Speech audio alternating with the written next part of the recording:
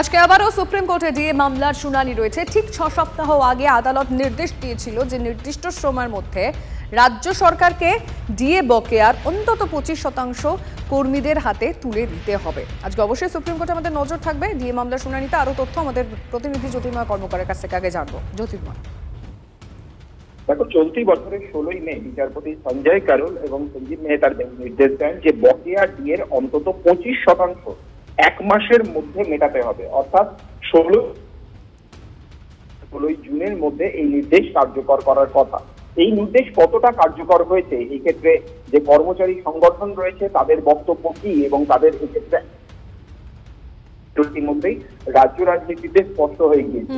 ফলত সেই বিষয়টি আজকে সুপ্রিম কোর্টের বেঞ্চের সামনে উল্লেখ করা হবে এবং রাজ্য সরকার তারা আগেই জানিয়েছিল যে বিপুল পরিমাণ এই বকেয়া দিয়ে মেটাতে রাজ্যের কোষাগারের ওপরে চাপ সৃষ্টি হচ্ছে।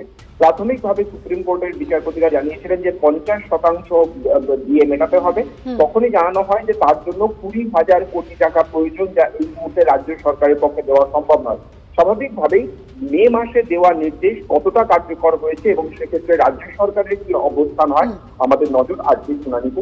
একেবারে তুমি নজর রাখো। ধন্যবাদ।